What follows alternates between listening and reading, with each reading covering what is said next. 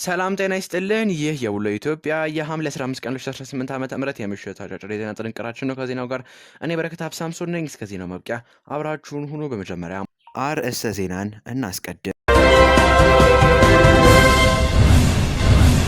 በመጀመሪያም ጂኤፍኤም 106.7 ሬዲዮ ሞገድ ለ6 ወራት መታገዱን ባለስልጣን አስታውቋል።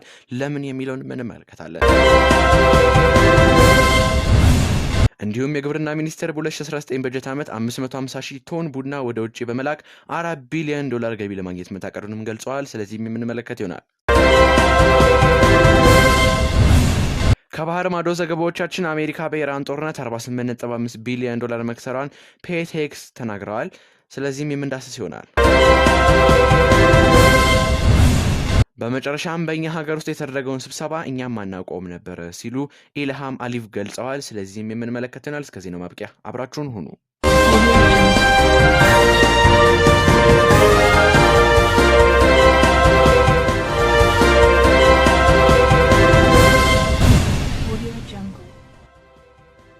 በመጀመሪያም ጂኤፍኤም 106.7 ሬዲዮ ሞገድ ለ6 ወራት መታገዱን ባለስልጣኑ አስታውቋል። የኢትዮጵያ መገናኛ ብዙሃን ባለስልጣን ጂኤፍኤም 106.7 ላይ ያከናወንኩት ባለው የይዘት ክትትልና የኢንስፔክሽን ምልከታ በውሉ መሰረት ተገቢውን የፕሮግራም ስርጭት ባለማከናወኑ ለ6 ወራት ማገዱን አስታውቋል። ጣቢያው ከሳምንታዊ ስርጭት ጊዜው 60% ፈቃድ ለወሰደበት አካባቢ የሚመለከት እንዲሁም ቀሪውን ለሀገራዊ ክልላዊና ሌሎች ፕሮግራሞች መዋል ቢጠበቅበትም ይህንኑ ተግባራዊ አለማድረጉንም ነው የጠቀሱት። በተጨማሪም ህዝብ የሚያስተምር የሚያሳውቅና የሚያዝናና ፕሮግራሞችን አለማቅረብ፣ ሀገራዊ ይዘት ያላቸው ፕሮግራሞችን የማቅረብ ግዴታ ለመወጣትና በፈቃድ የውል ስምምነት መሰረት ያለመስራት የሚሉ ዋና ዋና ክፍተቶች መስተዋሉንም ነው ባለስልጣኑ የገለጸው።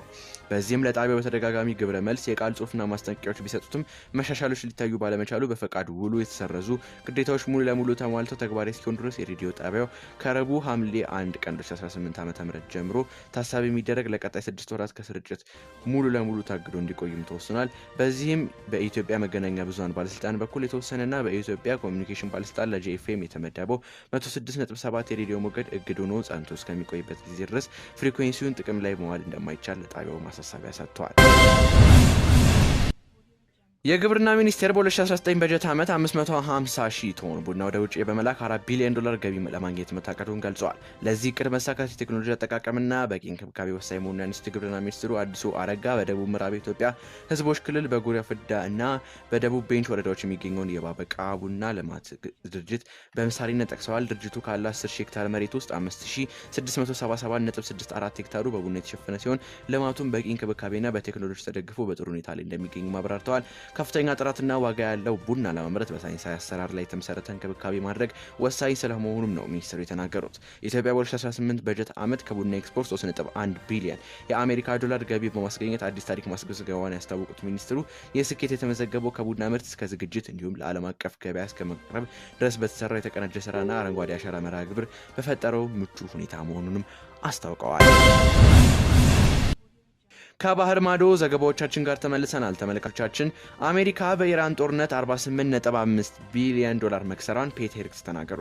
የአሜሪካው ፕሬዝዳንት ዶናልድ ትራምፕ ለጦርነቱ ተጨማሪ $87.6 ቢሊዮን መጠየቃቸውን ተከትሎ ሴኔቱ ማብራሪያ ጠይቋል። የአሜሪካ የመከላከያ ቢሮ ኃላፊ ፔቴክስ የአሜሪካ ፕሬዝዳንት ትራምፕን የድጋፍ ፈንድ በተመለከተ ለሴኔቱ ማብራሪያ ሰጥተዋል። ፔቴክስ እስካሁን በጦርነቱ አሜሪካ $48.5 ሚሊዮን መክሰሯንም ተናግረዋል። ይህንንም በገለጹበት ወቅት ከፍተኛ ተቃውሞንም አስተናግደዋል። ዘገባው የኤዥያ ዋን ነው። በእኛ ሀገር ውስጥ የተደረገውን ስብሰባ እኛም አናውቀውም ነበር ሲሉ ኢልሃም አሊቭ ገለጹ። የአዘርባይጃን ፕሬዝዳንት ስለ ጀርመንና ሩሲያ የሰጡት አስተያየት አነጋጋሪ ሆኗል። ፕሬዝዳንት ኢልሃም አሊቭ የሩሲያና ጀርመን በድብቅ ተወያይተዋል ሲሉ የገለጹ ሲሆን በእኛ ሀገር ውስጥ የተደረገውን ስብሰባ እኛም አናውቀውም ነበር ሲሉ አነጋጋሪ አስተያየትም ሰጥተዋል። እኛ ባልተሳተፍንበት ስብሰባ ላይ አስተያየት መስጠት አንፈልግም በማለትም ተናግረዋል። የሁለቱ ሀገራት የቀድሞ ባለስልጣናት በአዘርባይጃን ዋና ከተማ ባኩ እንደነበር መናገር ይችላሉ ብለዋል። በሰኔ ወር አጋማሽ የተካሄደውን ስብሰባው ዓላማ የዩክሬን ጦርነትን በመቋጨት ላይ ያተኮረ ነበርም ተብሏል። ዘገባው የብሉምበርግ ነው።